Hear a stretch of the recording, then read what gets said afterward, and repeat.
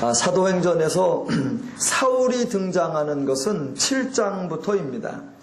스데반 사건이 있을 때의 말미에 7장 57절 그들이 큰 소리를 지르며 귀를 막고 일제히 그에게 달려들어 성 밖으로 내치고 돌로 칠세 증인들이 옷을 벗어 사울이라 하는 청년의 발 앞에 두니라. 그리고 실제로 스데반이 죽자 8장 1절에 사울은 그가 죽임당함을 마땅히 여기더라. 그리고 8장 3절에 사울이 교회를 잔멸할세 각 집에 들어가 남녀를 끌어다가 옥에 넘기니라 입니다. 그 7장과 8장의 흐름을 아셔야 지금 9장 1절이 분명해집니다.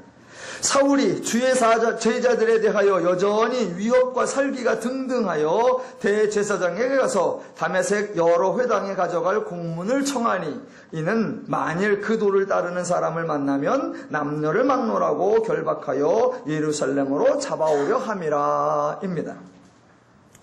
지금 9장 1절과 2절에서 핵심 단어를 하나 고르라라고 하면 여전히라는 단어가 됩니다. 7장에 사울이 등장하는 것부터 지금 9장까지 정확하게 며칠이 지났는지 또는 몇 달이 지났는지는 잘 나와 있지 않습니다. 여하튼 하루 이틀 사이는 아닙니다. 스데반이 죽임을 당하고 그 이후에 예루살렘에 박해가 발생하고 그러자 사도들을 제외한 성도들이 각 지역으로 피신하고 여러 지역에서 집사들이 돌아다니면서 복음을 전하는 사건이 이어졌으니 아마도 적지 않은 시간이 지난 것은 분명한데 그 시간 내내 여전히 사울은 살기등등하게 자신의 일이 막중한 것인 줄 알고 열심을 내고 있었다라는 것입니다. 이렇게 자기가 하는 일을 당당하게 또는 막 과도하게 하는 사람들은 대체적으로 자의식이 강하고 또는 자기가 하는 일에 사명감이 늘 충만하고 무슨 일이든 최선을 다해서 하는 사람들의 전형적인 태도입니다. 대체적으로 학교에서나 세상에서 가리키는 인간 교육의 결론이 뭐냐면 인간의 중심은 자기 자신이다라는 겁니다. 세상 교육의 결론은 인간의 중심은 자기 자신이다. 그래서 인간 교육을 통하여 가지게 되는 인간이 가지는 가장 중요한 착각이 뭐냐면 자신이 자신의 삶을 만들어 간다라고 생각하는 겁니다. 인간은 네가 주인이기 때문에 네가 내 삶을 계획하고 네가 내 삶을 만들어가고 네가 네 삶을 성공적으로 이끌어 가야 한다라고 가르치고 그렇게 배우고 그렇게 생각합니다. 물론 소소한 부분에서는 인간이 주도적으로 행하고 창의적으로 행하고 책임적으로 행동하는 것이 맞습니다. 그러나 그거는 인간의 삶 중에 지극히 작은 부분에 불과한데 마치 전체적인 것처럼 실제로 자신이 삶을 개척하고 자신이 뜻하고 목적한 바를 이루기 위하여 열정을 가지고 사명감을 가지고 능동적이고 진취적으로 일하는 것 그것이 대단한 것이고 성공적인 삶이라고 생각하고 권면하기도 합니다. 그런데 차분히 생각해 보시면 인간의 삶은 실제로 자신이 행하고 자신이 만드는 것보다 자신에게 되어지는 것이 훨씬 더 많다는 것입니다. 인간의 삶이 가장 먼저 출생부터 시작하는데 출생도 자기가 한 것이 아니고 되어진 것입니다. 인생의 마지막이 죽음인데 죽음도 자신이 죽는 것이 아니라 되어지는 것입니다. 죽음과 탄생과 죽음은 내가 못하지만 기왕 탄생한 후부터는 모든 사람이 자기가 잘 삶을 주장하는 거 아니냐? 아닙니다. 물론 사람들이 많은 경우에 어떤 일을 선택하고 어떤 일을 결정합니다. 그러나 한번 잘 생각해 보십시오. 여러분, 자기가 되어진 것, 자기가 행한 것이 아니라 자기가 되어져서 살아가는 삶에는 특별하게 크게 후회를 하거나 한탄을 하는 경우가 매우 적습니다. 실제 인생에서 자주 실패하고 그래서 크게 후회하고 반성하는 경우는 아이러니하게도 바로 자신이 생각하고 자신이 판단하고 자신이 결정한 일일 경우가 훨씬 많습니다. 우리의 삶에서 표면적으로는 개인이 선택하고 개인이 결정하는 것처럼 생각하지만 엄밀하게 말하면 정반대인 경우가 훨씬 많습니다. 자신이 계획하고 꿈꾸고 만들어가는 것보다 자신이 되어진 경우가 훨씬 많은데 사람들은 잘 인식하지 못할 뿐입니다. 자, 가을이 오면서 이제 진학할 때가 되었는데, 자, 학생이 진학을 하거나 또는 취업을 해서 취업을 하거나 또는 결혼을 위해서 배우자를 선택하거나 무엇인가 새로운 결정, 새로운 선택, 자신의 무엇인가를 만들어가는 결정적 순간에 사람들이 가장 자주 하는 권고가 무엇인 줄 아십니까? 상대방에게 무엇을 결정하라고 할 때 권고하는 것. 다른 거 할래 말고 네가 잘하는 거를 해. 네가 좋아하는 것을 해. 너에게 맞는 거. 그저 네가 평상시 가장 자연스럽게 하던 거. 네 마음에 맞는 사람을 골라. 자기 적성에 어울리는 것을 해. 라고 권면하는 겁니다. 지금 설명한 모든 내용들이 결국은 이미 자신에게 주어진 것, 그 사람의 기질일 수도 있고 그 사람의 은사일 수도 있고 그 사람의 달란트일 수도 있고 그 사람의 성품일 수도 있고 그 사람의 기호나 취향일 수도 있고 이미 그 사람에게 되어진 것을 활용하라는 겁니다. 잘하는 것, 좋아하는 것, 적성, 이 모든 것 자기가 만들어낸 게 아니라 하나님께 받은 성품이요, 재능이요, 은사요, 달란트입니다. 성인이 되어서 가장 신중하게 결정했던 직업이나 결혼에 종종 실패하는 사람들이 있습니다. 그때 그 실패의 원인을 분석하면 사람들이 가장 많이 고백하는 게 뭔지 아십니까? 직업을 결정해놓고 실패했다라고 할 때 왜 실패했나? 아, 이 직업은 나의 적성에 맞지 않는다라는 것이고, 결혼의 경우 가장 많이 실패했을 때 그 이유가 뭐냐면 바로 상대 배우자와 성격이 맞지 않았다, 성격 차이다라고 하는 겁니다. 그러니까 실패했을 경우에 결국 이미 자기에게 되어진 것을 넘어서지 못했다라는 겁니다. 그러니까 실제 인간의 삶은 없는 것을 만들어가거나 자기가 계획한 것을 새롭게 이루어가는 것이 아니라 하나님께로 받은 은사와 재능과 달란트와 선물을 잘 활용하며 적용하며 구현해가는 것에 불과합니다. 하나님이 선물로 주시고 은사를 주셨다라는 것을 운명으로 받아들이라라고 강요하는 것이 아니라 하나님이 얼마나 지혜롭게, 하나님이 얼마나 배려적으로 각 사람에게 가장 어울리게 주셨는가, 그 하나님의 사랑을 알라는 것입니다.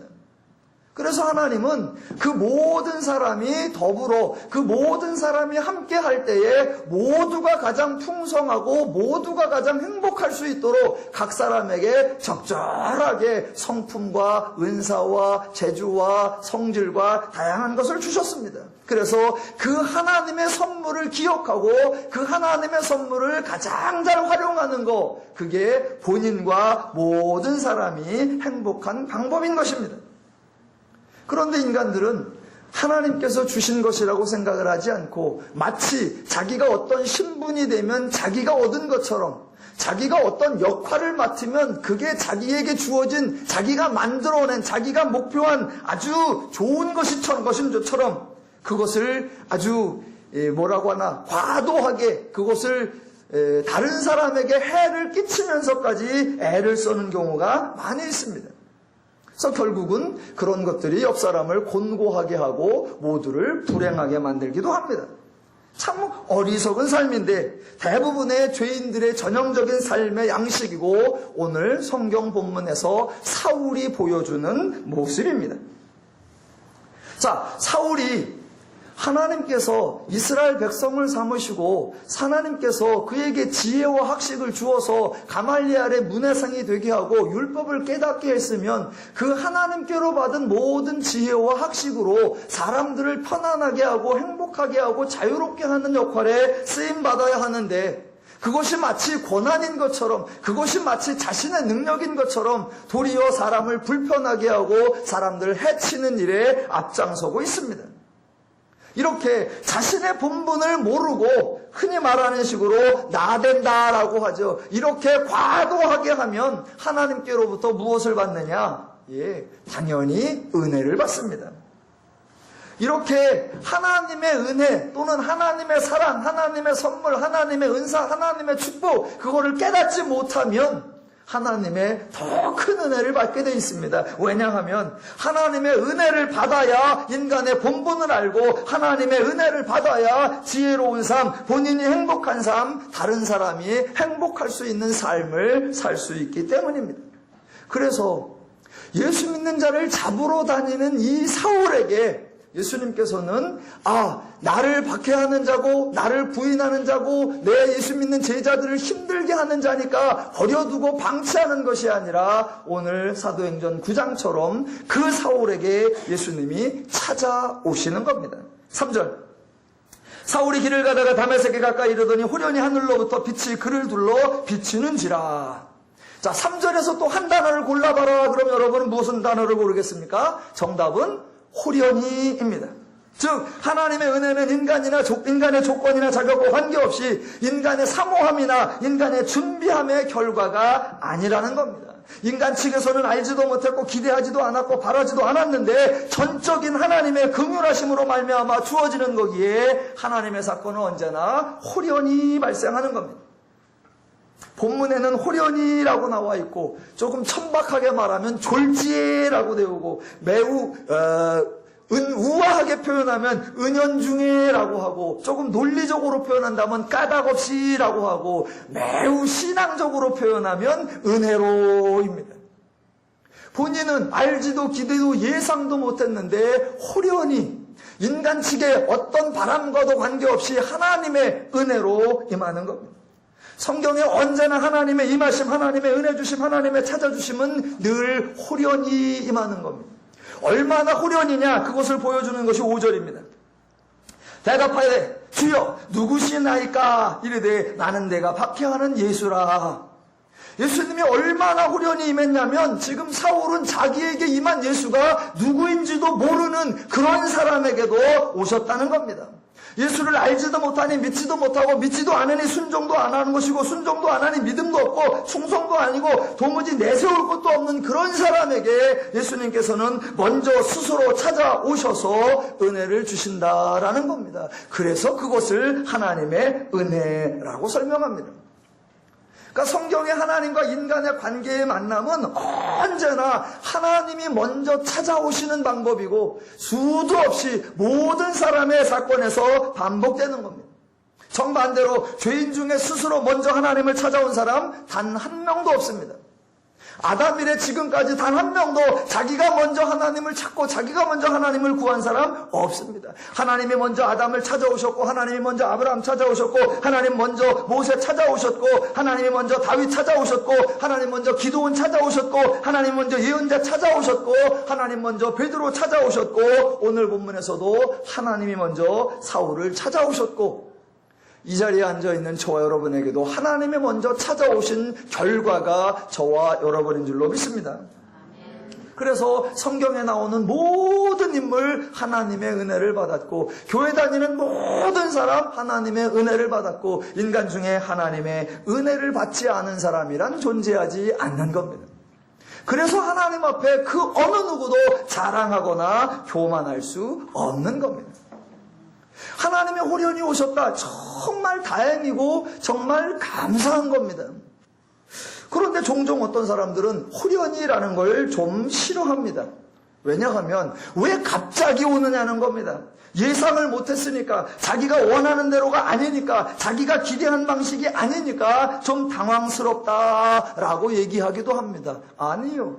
호련히가 정말 은혜인 겁니다. 왜냐하면 하나님이 호련히 임하셨다라고 할 때 그 호련히 임하신 거는 언제나 인간의 예상보다 못한 경우는 단 한 번도 없다는 것입니다. 사람들은 홀연히 임하지 말고 좀 알려줘서 내가 미리 예비하고 내가 준비할 수 있었으면 훨씬 더 좋았을 텐데 라고 하나님께 따져보기도 합니다. 그런데요, 차분히 한번 생각해 보면 하나님이 홀연히 임하셨다라는 게 정말로 감사합니다. 왜냐하면 하나님이 홀연히 임하지 않았다면, 자, 사람들이 기대를 갖습니다. 하나님 앞에 구합니다. 그러면 자기가 구하고 자기가 원하고 자기가 바라는 것이 있을 거란 말입니다. 그러면 인간이 구하고 원하고 바라는 내용이 얼마냐? 기껏해야 자기 수준밖에 안 됩니다. 그러니 죄인이 아무리 구해도, 죄인이 아무리 바라도 죄적인 것 이상을 구할 수 없습니다. 그런데 하나님이 홀연히 임하고 하나님이 졸지에 임해버리면, 하나님의 은혜로 임해버리면 어느 차원으로 오느냐? 하나님 차원으로 와버립니다.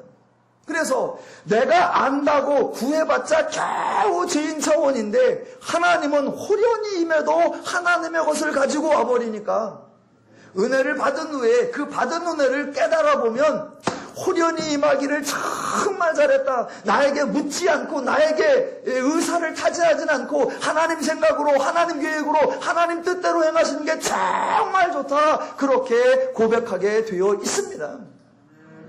이 하나님의 홀연히 임하시는 은혜를 깨닫고 나면 그 다음부터는 사람들이 입을 잘 안 열게 됩니다.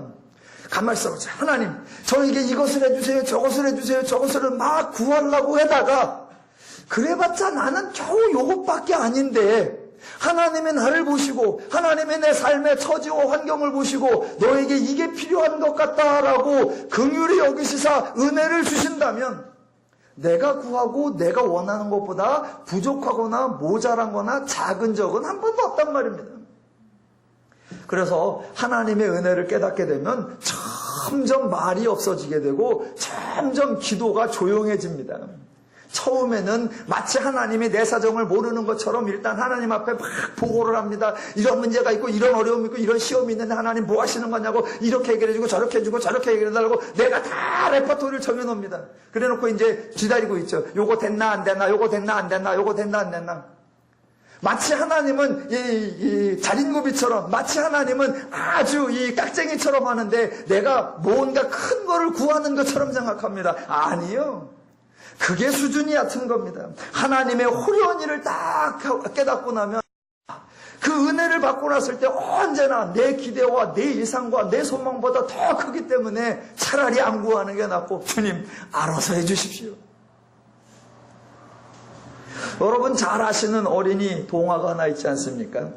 어느 날 부모님 따라서 조그만 아이가 같이 동네 마실을 나갔습니다. 그러다가 마트에 들어갔는데 마트 주인께서 아이고 누구 왔구나, 아이고 이뻐라 그러면서 사탕 바구니가 있으니까 자, 요 사탕 너 마음껏 집어가, 너 가져가. 그러니까 애가 안 집어갑니다. 애가 쳐다보고 있습니다. 그러니까 아유 괜찮어, 이건 아저씨가 주는 선물이야, 가져가. 그랬더니 애가 가만히 있습니다. 그러니까 아유 쑥스러워서 그러는 거구나. 그러니까 주인 아저씨가 이렇게 집어갖고 애를 줍니다. 그러니까 애가 받아갖고 나와요.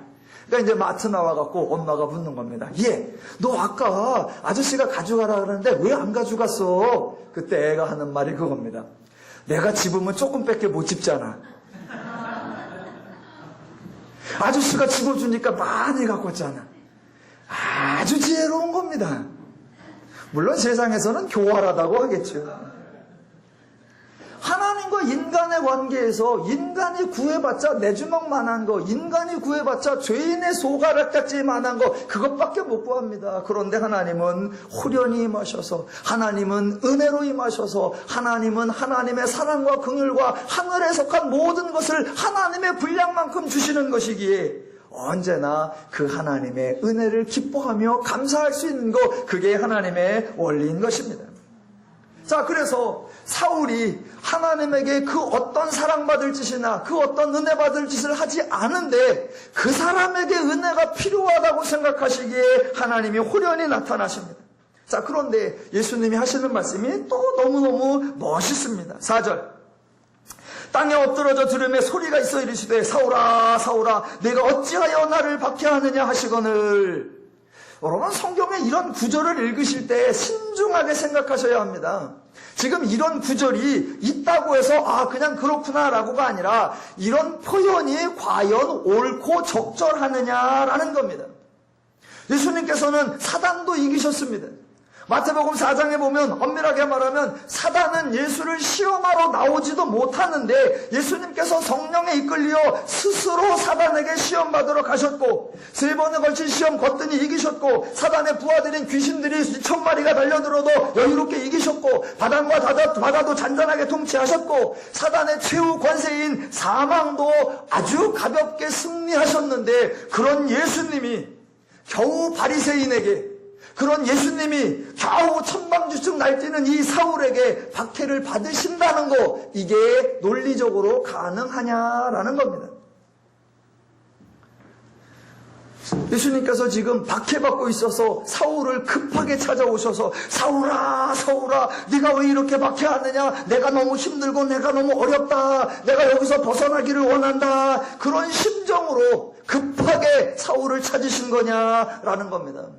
전혀 그렇지 않다는 것입니다. 자, 7장에 스데반 사건이 나왔었습니다. 여러분, 스데반 사건도 잘 보시면 전혀 뉘앙스가 다릅니다. 자, 관원들은 스데반을 박해하고 있는데 정작 스데반은 박해를 받고 있지 않습니다. 박해하는 자와 박해받는 자는 박해받는 사람이 절박한 겁니다. 만약 관용과 배려를 하려고 하면 박해하는 쪽에서 베풀어야 합니다. 그런데 스데반 사건은 정반대란 말입니다. 절박한 사람이 스데반이 아니라 스데반을 고소한 사람들이 훨씬 더 절박해 있더라는 겁니다. 스데반이 이렇게 말합니다. 보라, 하늘이 열리고 인자가 하나님 우편에 앉아 계셔 서신 것을 보노라. 그렇게 말하니까 절박한 그 고소한 사람들이 큰 소리를 지르며 귀를 막고 일제히 그에게 달려들어 성 밖으로 내치고 돌로 칠세입니다. 그러니까 스데반과 관원들이 지금 함께 있는데 관원들의 모습이 강자의 모습이나 관원들의 모습이 박해하는 자의 모습처럼 보이지 않는단 말입니다.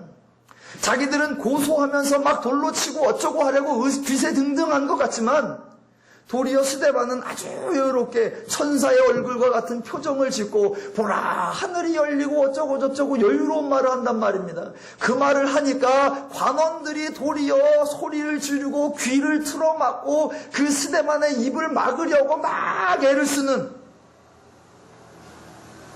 그러니까 지금 박해하고 있는 자들이 절박해하고 있고 박해받고 있는 스데반은 그렇게 또 고소인들이 말하니까 또 여유를 부립니다. 뭐라고 말하냐면 하나님께 기도합니다. 주여, 이 죄를 그들에게 돌리지 마옵소서 라고 용서와 배려에 탄원을 하고 있습니다. 그러니까 박해는 관원들이 하고 있고 받고 있는 건 스데반이 하고 있는데 절박한 거는 관원들이고 여유롭고 용서와 배려를 언급하는 건 또 스데반입니다. 그러니까 주어진 상황과 주어진 내용은 전혀 다르단 말입니다. 지금 예수와 사울도 마찬가지란 말입니다. 논리적으로 말하면, 성경적으로 말하면 세상의 그 어느 누구도 예수나 성도를 박해할 수 없습니다. 왜? 예수는 이미 승리한 자이기 때문입니다. 패배한 세력이 승리한 세력을 박해하는 법, 그런 것은 있을 수 없습니다. 그러니까 지금 예수님은 박해받는 거 힘들어하고 박해받는 거 어려워해서 그 박해를 어떻게든 중단시키고자 조급해하며 불안해하는 게 전혀 아니라는 겁니다. 6절, 너는 일어나 시내로 들어가라. 내가 행할 일을 내게 이를 자가 있느니라 라고 말합니다. 자, 그러니까 조금 아까까지 박해하는 자로서 예수 믿는 자를 잡으러 다니던 이 사울의 위풍당당한 모습이 아주 가관으로 바뀝니다. 8절, 사울이 땅에서 일어나 눈은 떴으나 보지 못하고 사람의 손에 끌려 다메섹으로 들어가서 사흘 동안 보지 못하고 먹지도 마시지도 아니하리라. 앞에서는 예수님이 박해받아서 마치 절박한 것처럼 보이는데 그 박해를 이기지 못해서 너무 힘들어하는 모습인 것 같은데 전혀 그렇지 않고 예수님이 박해는 고사하고 사울에게 하늘로부터 빛만 비춰도 사울은 꼼짝 못하는 그런 경우더라라는 겁니다. 그런데 만약 성도가 박해를 받거나, 만약 예수를 박해가 받거나, 만약 기독교가 박해를 받는 것처럼 보인다면 그거는 경쟁에서 지기 때문이나 세력 싸움에서 약하기 때문이 아니라 하나님이 받아주시는 거고 하나님이 그것을 허용하고 계시는 것에 불과하다는 것을 기억하셔야 합니다. 사울의 기세등등한 모습 온데간데 없고 사울이 꺾어지는 데는 많은 게 필요한 게 아니라 딱 하나, 그저 호련히 임하시니까 사울의 모습이 정반대로 뒤집어집니다. 자, 그런 사울에게 이제 아나니아가 등장합니다. 그런데 성경은 언제나 정말 재밌습니다. 자, 생각을 해보십시오. 자, 사울이 하나님을 지금 잘 모르고 있고 하나님 말씀과 다르게 행동하고 있습니다. 도리어 예수 믿는 사람들을 박해하여 하나님의 원래 의도, 즉 율법을 아는 자로서 하나님의 뜻에 순종하는 모습을 보여주어야 하는데 정반대로 엉뚱한 행동을 하고 있습니다. 그러면 그런 사울에게 예수님께서 또는 하나님께서 다른 한 사람을 보내서 서로 만나게 하면, 지금 불순종의 대표인 사울이 등장하면 그런 사람을 만나러 보낼 땐 누구를 보내야 됩니까? 더 말 안 듣는 놈을 보내야 됩니까? 말 잘 듣는 사람을 보내야 됩니까? 말 잘 듣는 사람을 딱 보내야, 아, 내가 불순종했고 내가 어리석었구나. 그래서 이 사람을 딱 만나는 순간에, 아, 이게 순종이고, 아, 이게 참으로 지혜롭게 하는 거구나. 만나는 그 순간에 자기라 부끄러워지고, 만나는 그 순간에 확 깨달아지는 그런 모습이 등장할 것처럼 생각이 듭니다. 그런데 성경은 그렇게 안 가더란 말입니다. 자, 10절. 그때 다메섹에 아나니아라는 제자가 있더니 주께서 환상 중에 빌로 이르시되 아나니아라 하시거늘 대답하되 주여 내가 여기 있나이다. 예, 하나님께서 아나니아를 불렀습니다. 그래서 사울에게 가라고 하는 겁니다. 그랬는데 아나니아가 뭐라고 하느냐? 13절. 아나니아가 대답하되 주여 이 사람에 대하여 내가 여러 사람에게 듣사온즉 그가 예루살렘에서 주의 성도에게 적지 않은 해를 끼쳤다 하더니 여기서도 주의 이름을 부르는 모든 사람을 결박할 권한을 대제사장들에게서 받았나이다. 말이 길어요. 그런데 결론만 말하면 결국은 안 가겠다 그 말입니다. 하나님께서 아나니아 가서 사울에게 가라 그랬더니 안 갑니다. 그러니까 성경에서 어떤 사람은 처음부터 믿음이 좋았고 원래 순종하던 사람이었고 원래 하나님 말씀을 잘 듣던 사람, 그런 사람 한 사람도 없습니다. 만약에 성경에서 우리가 보기에 쓸만하고 우리가 보기에 모델이 될 만하고 우리가 보기에 참 모범적인 행동이 나오면 그건 모두 그 행동이 나오기 전에 벌써 하나님이 은혜를 주셨구나, 은혜의 결과구나 라고 이해하시면 됩니다. 자, 아나니아가 안 가는 그 명분을 한번 살펴보겠습니다. 아나니아가 무조건 불순종하는 게 아닙니다. 사람들은 다 이유와 명분을 나름대로 가지고 있습니다. 자, 안 가겠다는 건데 그 안 가겠다는 것이 말을 들어보면 말이 딱 맞는 말입니다. 예, 그가 즉 사울이 예루살렘에서 주의 성도들에게 적지 않은 해를 끼쳤다라는 말입니다. 이 말이 틀린 말이냐? 아니요, 맞는 말입니다. 이 말이 거짓말이냐? 아니요, 사실입니다. 그런데 꼭 기억하셔야 될 게 뭐냐면 사실은 그냥 사실일 뿐이라는 겁니다. 사실이면 종종 사람들은 진리에는 힘이 있다, 사실에는 힘이 있다라고 말들을 합니다. 그런데 정반대인 경우도 너무나 많습니다. 사실인데 도리어 사람을 물러서게 하고, 사실인데 도리어 사람을 두렵게 하고, 사실인데 사람으로 하여금 아무것도 못하게 하는 경우 참 많이 있습니다. 그러니 사실이냐? 아니요, 그게 중요한 게 아닙니다. 자, 사실이다. 그거를 요새 세상에서 뭐라고 하냐면 진리에는 힘이 있다라고 말을 하는데, 사람들이 그렇게 말을 하지만 그 말이 틀렸습니다. 왜? 첫 번째는 세상에는 사실만 있을 뿐 진리는 없고, 두 번째 그 말을 하는 사람도 그 말을 절대로 믿지 않는다는 겁니다. 보세요. 진리가 있고 진리가 살아있다라고 신뢰한다면 사람들은 진리를 의지할 수 있어야 합니다. 자신과 진리 중에 누가 힘이 있느냐? 진리라고 사람들이 말을 한단 말입니다. 그렇다면 자신과 진리 중에 누가 누구를 지켜야 되느냐? 진리가 사람을 지켜야 합니다. 그런데 말은 그렇게 해요. 진리는 힘이 있다. 진리는 역사 속에 반명이 드러날 거다. 진리가 모든 걸 변화시킨다. 그렇게 말하는데 실제 보면 그 진리를 지켜내고 그 진리를 이루어내려고 사람이 애를 쓴단 말입니다. 그게 진리고 그게 힘이 있다면 지금 그 진리가 덮여 있는 것 같고 지금 그 진리가 감춰져 있을지라도 결국은 그 진리가 드러나고 그 진리가 우리를 살려낼 거다라는 마음을 가져야 되는데 말은 그렇게 하는데 하나도 그 말대로 행하지 않습니다. 자, 좋은 말, 옳은 말, 사실을 말하는 것과 그 말을 인정하는 것은 전혀 다릅니다. 근데 사람들은 누구든지 누가 더 좋은 말을 하느냐, 누가 더 멋진 말을 하느냐라고 집중할 뿐입니다. 하지만 좋은 말이나 멋진 말이나 옳은 말은 그냥 옳은 말일 뿐입니다. 지금 아나니아가 거짓말을 한 것이 아니고 아나니아가 틀린 말을 하는 것이 아니고 아나니아가 잘못된 말을 하는 게 아니란 말입니다. 다 맞는 말이에요. 사실이에요. 그런데 사실이기 때문에 아나니아에게 행동을 유발시키는 것이 아니라 사실이기 때문에 행동을 중지시키고 있다란 말입니다. 그렇다면 사실이라는 게 별 의미가 없다는 겁니다. 얼마 전에 사도행전 5장에서 유대 관원이 가말리엘이라고 하는 사람이 했던 말 기억하실 겁니다. 5장 38절에 이렇게 나왔었습니다. 이제 내가 너희에게 말하노니 이 사람들을 상관하지 말고 버려두라. 이 사상과 이 소행이 사람으로부터 났으면 무너질 것이고 만일 하나님으로부터 났으면 너희가 그들을 무너뜨릴 수 없겠고 도리어 하나님을 대적하는 자가 될까 하노라. 그렇게 말했어요. 사람으로 났으면 무너지고 하나님께로 났으면 우리가 대적하지 못한다. 정말 옳은 말이고 정말 멋있는 말이에요. 그런데 그렇게 말하고 그 말대로 했나요? 그렇게 말하고 이 사상과 소행이 누구에게서 났는지 그 결과대로 될 거니까 두고 보자. 그렇게 말했냐고요? 아니요. 말은 그렇게 했습니다. 좋은 말 했어요. 여러분 저도요. 좋은 말과 맞는 말만 입만 열면 맞는 말만 다 할 수 있습니다. 여러분이 귀담아 들어 놓으실 또는 메모해 놓으실 좋은 얘기를 제가 몇 개 해볼게요. 아주 맞는 얘기만 제가 골라서 해볼게요. 그대로만 하시면 여러분은 다 잘 될 겁니다. 여러 번 했었는데. 자, 시험에서 100점 맞는 방법. 첫 번째, 정답만 쓴다. 두 번째, 틀린 답을 피한다.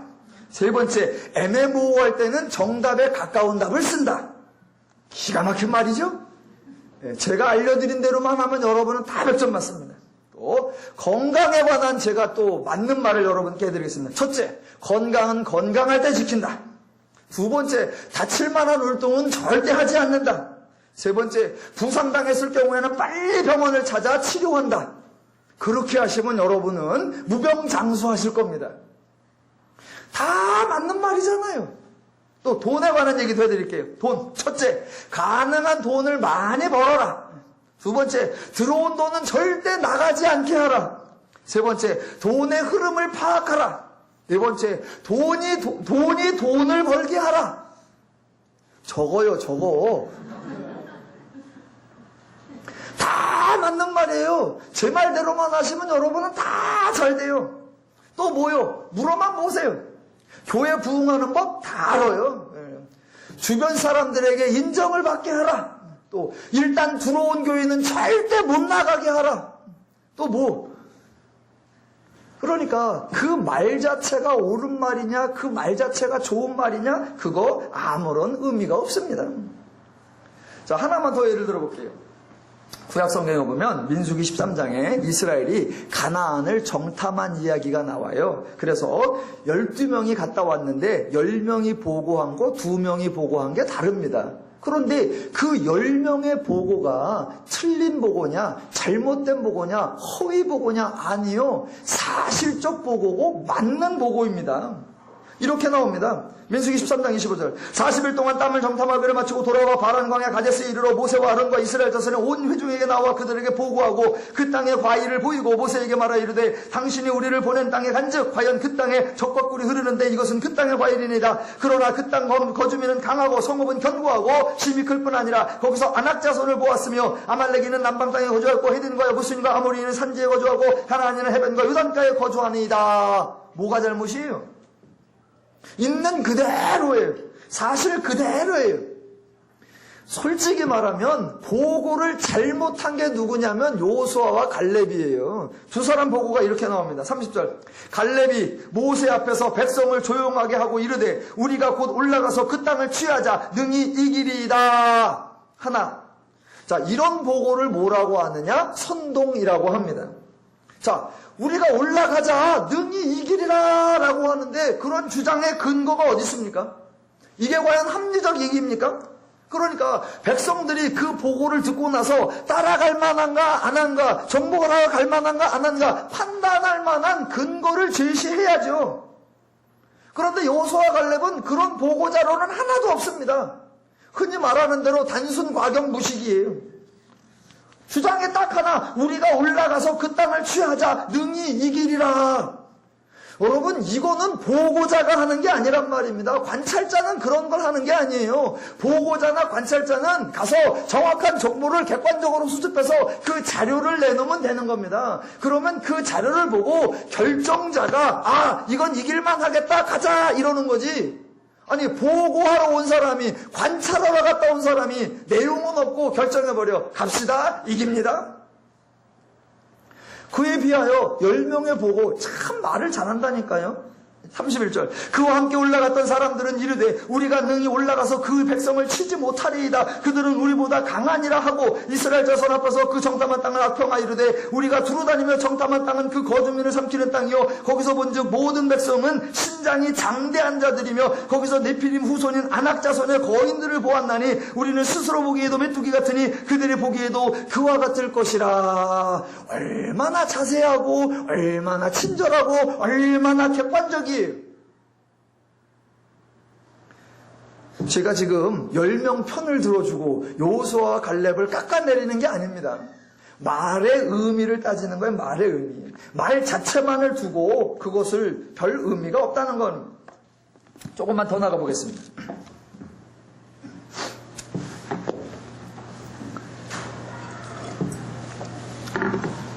지금 아나니아가 하나님이 나타나서 가라 그랬더니 지금 안 간다고 한 거란 말입니다. 그런데 그냥 무대뽀로 안 간다는 게 아니라 나름대로는 안 갈 만한 사실이 있고 안 갈 만한 정보가 있고 안 갈 만한 명분이 있다라는 겁니다. 그래서 그 말이 다 옳은 말이고 그 말이 맞는 말이란 말입니다. 그런데 옳은 말이면 옳은 행동이 나오고 옳은 말이면 옳은 결과가 나오느냐? 아니요. 그게 말이 가지고 있는 허상이라는 것을 설명드리는 겁니다. 자, 보세요. 사람들은 말이 있고 그 말하는 사람이 있습니다. 그러면 보세요. 말과 사람 중에 누가 뭐가 중요하냐면 사람이 중요합니다. 그런데 저와 여러분이 일상에는 말과 사람 중에 말을 중요시 여깁니다. 그래서 이런 말이 있습니다. 자, 말에는 힘이 있다. 이런 말은 있는데 사람에게는 힘이 있다. 그런 말은 없습니다. 말이 씨가 된다. 이런 격언은 있습니다. 그런데 사람이 씨가 된다. 그런 말은 없습니다. 서점에 가보면 기독교 서적에 책 제목이 이런 게 있습니다. 당신의 말이 당신을 좌우한다. 이런 책이 있어서 베스트셀러가 됐습니다. 그런데 정반대로 당신이 당신의 말을 결정한다. 이런 책은 없습니다. 그러니까 말과 사람 중에 정작 중요한 건 사람인데 사람들은 말이 힘이 있고 말이 능력이 있고 말이 무엇인가를 이루어낼 것처럼 말을 한단 말입니다. 말과 사람 중에 말이 사람을 바꾸고 말이 사람을 변화시킬 수 있느냐? 절대로 없단 말입니다. 그 말을 하는 사람이 그 말을 했는데 그 사람이 자기가 한 말에 휘둘린다고 하면 그게 말도 안 되는 말이란 말입니다. 말과 사람 중에 뭐가 중요하느냐? 사람이 훨씬 중요합니다. 그래서 말에는 힘이 있는 것이 아니라 힘이 있는 사람이 힘 있는 말을 하는 것이고 말이 씨가 되는 것이 아니라 그 사람이 자기가 한 말을 만들어 갈 수 있는 겁니다. 그래서 말 자체는 말뿐이고 말은 힘도 없고 능력도 없습니다. 말은 그냥 말일 뿐이고 사실은 사실일 뿐입니다. 하나님의 말씀의 관계에서도 마찬가지예요. 하나님 말씀에 능력이 있다. 하나님 말씀에 권세가 있다. 하나님 말씀에 능력이나 권세가 있다라고 할 때 포인트가 어디에 가 있느냐면 하나님 말씀에 힘이 있다, 하나님 말씀에 능력이 있다가 아니라 하나님 말씀에 힘이 있다, 하나님 말씀에 능력이 있다. 그게 하나님이라는 것이 강조되는 거지. 하나님 말씀, 하나님의 글, 하나님의 언변, 하나님의 이야기, 거기에 힘이 있다는 게 아니에요. 성경은 말이나 말 자체, 어떤 사실, 그것을 중요시 여기는 게 아니라 그 말을 하시는 분이 누구며 그 말씀을 하시는 그 주체가 누구냐, 그거를 강조해서 그분이 하신다면, 그분이 옳은 분이고 그분이 맞는 분이라면 그분이기 때문에 그 말이 가치가 있고, 그분이기 때문에 그 말이 능력이 있을 수 있고, 그분이기 때문에 그 사실이 영향력을 줄 수 있다라고 말을 강조하는 것이 아니라 말을 행하는 주체자, 그 하나님을 강조하고 있다라는 겁니다. 그래서 구약의 가나안 정탐꾼의 말이나 사도행전 9장의 아나니아의 말이나 말은 모두 맞는 말이고 말은 모두 사실입니다. 그런데 사실일 뿐 전혀 진리가 아니라는 겁니다. 왜냐하면 세상에서 말하는 사실은 맞느냐 틀리느냐, 사실을 기준으로 놓고 옳으냐 나쁘냐 그것만 하는데, 성경에서 말하는 진리는 언제나 하나님의 기준입니다. 그래서 하나님의 마음과 하나님의 뜻과 하나님의 원리와 하나님의 방법, 하나님의 능력을 담고 있는 것, 그것을 진리라고 합니다. 그런 의미의 세상에는 사실만 있을 뿐이고 하나님에게는 진리가 있습니다. 그래서 가나안 정탐꾼과 아나니아의 말이 사실인 거는 맞았는데 하나가 빠져있단 말입니다. 뭐가 빠져있느냐? 하나님이라는 분에 대한 고려가 전혀 없단 말입니다. 전혀 없어요. 자, 정탐꾼들이 그 가나안의 정탐을 하고 나서 우리는 못 가겠다라고 했단 말입니다. 왜냐하면 그 가나안을 들어가서 정복을 누가 해야 되느냐? 자기들이 해야 된다라고 생각한 겁니다. 아나니아도 지금 하나님의 가라 그랬더니 안 가겠다는 겁니다. 왜 안 가겠다냐? 자기가 가서 사울을 만나고, 자기가 가서 사울을 설득하고, 자기가 가서 사울을 변화시켜야 한다고 생각하기 때문에 그렇습니다.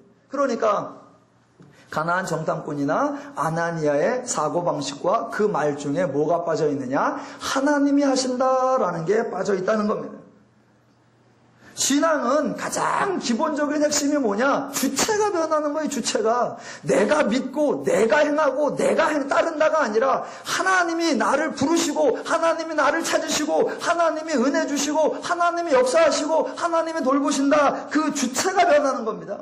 하나님이 일하시는 거고 인간이 그 수혜를 입는 거고 하나님이 역사하시는 거고 하나님이 인간이 그 은혜를 받는 것인데, 그게 뒤집어지면, 즉 하나님을 믿으면서도 주체자를 바꾸지 않으면 늘 자기가 애쓰고 자기가 수고하고 자기가 충성해야 하는 줄로 압니다. 그렇게 자기가 해야 된다고 생각하니까 사실은 받지 않아야 되는 스트레스를 받고, 자기가 해야 된다고 생각하니까 지지 않아도 되는 부담과 염려를 다 지게 된단 말이에요.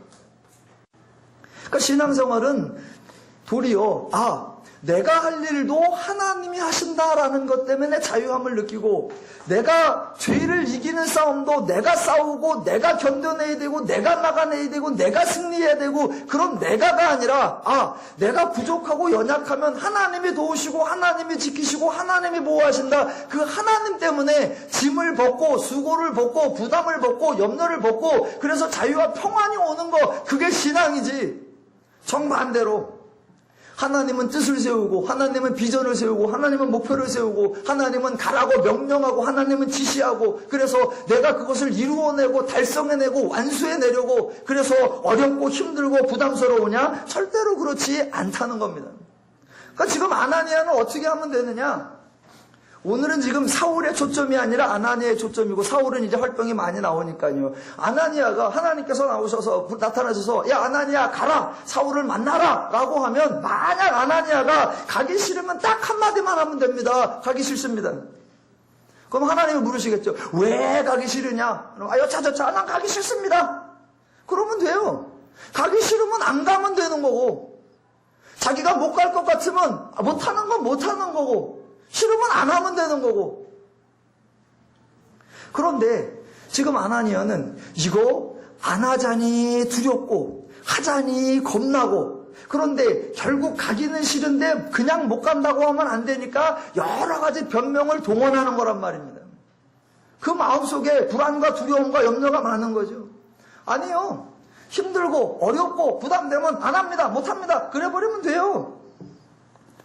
자, 그렇게 한다고 하나님이 왜 불순종하느냐, 왜 거부하느냐, 왜 하나님의 뜻을 따르지 않느냐, 혼내느냐? 절대로 그렇지 않습니다. 이렇게 말한 아나니아에게 하나님의 저주와 심판과 징계에 혼내는 거 단 하나도 나오지 않습니다. 아나니아가 그렇게 나오니까 하나님은 또 아주 천연덕스럽게, 자, 15절에 이렇게 말씀하십니다. 가라. 자, 그 다음에 하나님이 하실 일을 말씀하십니다. 주께서 이르시되 가라. 이 사람은 내 이름을 이방인과 임금들과 이스라엘 자손들에게 전하기 위하여 택한 나의 그릇이라. 그가 내 이름을 위하여 얼마나 고난을 받아야 할 것을 내가 그에게 보이리라 하시니입니다. 여러분, 지금 이 장면이 사실은 무지하게 감동적인 장면이라는 것을 기억하셔야 됩니다. 하나님께서 아나니아에게 가라, 여차저차 하라 그랬더니 아나니아가 이런저런 핑계를 대면서 안 가겠습니다, 못하겠습니다 라고 말하는 겁니다. 자, 그런데 하나님은 그 아나니아를 다 받아주신다는 겁니다. 그의 불평도 받아주고, 그의 망설임도 받아주고, 그의 탄식도 받아주고, 그의 호소도 받아주고, 다 받아주고, 도리어 아나니아에게 지금 하나님이 설득하고 있고, 하나님이 설명하고 있다는 겁니다. 일반적으로 보세요. 윗사람하고 아랫사람이 있으면 결정을 누가 하느냐? 윗사람이 합니다. 그리고 아랫사람이 계속 설득하는 겁니다. 이렇게 하시고 저렇게 하시고 저렇게 하시고 막 이렇게 하면 가능하고 저쪽으로 저렇게 가능하면 그럼 윗사람은 알았다 이렇게 하는 겁니다. 지금 정반대로 예수님이 아나니아를 가게 하려고, 하나님이 아나니아를 행동하게 하려고 이런 계획, 이런 프로젝트, 내가 그것을 어떻게 할 건지 그걸 지금 다 보고하고 나열하고 설명하고 있단 말입니다. 그랬더니 아나니아가 다 듣고 그 정도면 갈만하겠네. 그 정도면 내가 따라갈 만하겠어. 그 정도면 내가 순종할 만하겠어. 지금 누가 누구를 결정하고 누가 누구를 판단하느냐. 그런데 하나님은 그렇게 하시더란 말이에요. 이게 조금 더 따져보면 무지하게 황당한 겁니다. 왜냐하면 보세요. 아나니아가 이렇게 말합니다. 예수님, 제가 안 가는 것이 아니라 사울이 예루살렘에서 주의 성도에게 적지 않은 해를 끼쳤습니다. 그러니 내가 가는 것도 상당히 위험합니다. 제가 아나니아 만나면 꼭 질문해보고 싶은 거 있어요. 아나니아, 아니 당신도 사울에 대해서 알고 있는 걸 당신을 부르신 하나님이 모르시겠냐고. 당신이 여러 사람에게 들은 그 소문을 하나님은 안 들으셨겠냐고요. 그러니까 하나님은 이미 다 알고, 하나님은 다 더 좋은 계획, 더 선한 목적, 더 큰 뜻을 가지고 이루어 가시는데 사람들은 늘 자기가 더 많이 알고 자기가 더 많이 할 줄 안단 말입니다. 근데 하나님은 그런 아나니아 다 받아주시고 도리어 설득하고 가르치고 나타내고 보여줍니다. 단 한 번도 아나니아가 그 하나님 때문에 겁에 질렸더라, 그 하나님의 뇌성과 번개에 쫄았더라 없습니다. 자, 그렇게 하나님께서 받아주시니까 17절이 나오는 겁니다. 아나니아가 떠나 그 집에 들어가서 그에게 안수하여 이르되 형제 사울아, 주곧 내가 오는 길에서 나타나셨던 예수께서 나를 보내어 너로 다시 보게 하시고 성령으로 충만하게 하신다. 그러니까 아나니아가 결국은 사울을 가서 사울에게 이제 하나님의 말씀을 전달한단 말입니다. 그 아나니아가 아나니아 될 수 있었던 거 누구의 역사다? 하나님의 역사다라는 겁니다. 그러니까 성경에 나타난 모든 사람들의 역사, 오늘날 신앙인 가운데 나타나는 모든 역사 앞에 하나님이 하신 거 위에는 우리는 서로 말하는 게 없어야 한단 말입니다.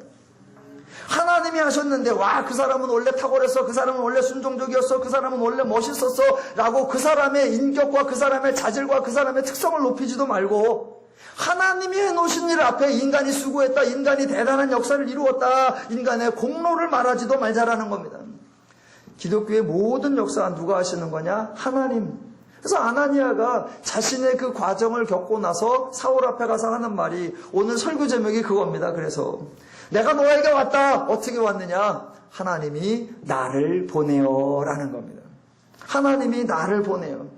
내가 어쩌고 저쩌고, 내가 어쩌고 저쩌고, 아니, 하나님께서 나를 보내셨다. 나의 나 될 수 있었던 건 하나님이 나를 받아주고 하나님이 나를 가르치고 하나님이 나를 변화시켜준 하나님의 공로다라고 말하고, 또 자기가 해야 될 일에 대해서도 마찬가지입니다. 내가 왔고 내가 무엇을 하겠다라고 하는 것이 아니라 하나님이 나를 보내셨고, 그래서 하는 말, 예수께서 나를 보내어 너로 다시 보게 하시며 성령으로 충만하게 하신다 하니 누가 하실 거냐? 너에 대한 역사도 하나님이 하신다라는 겁니다.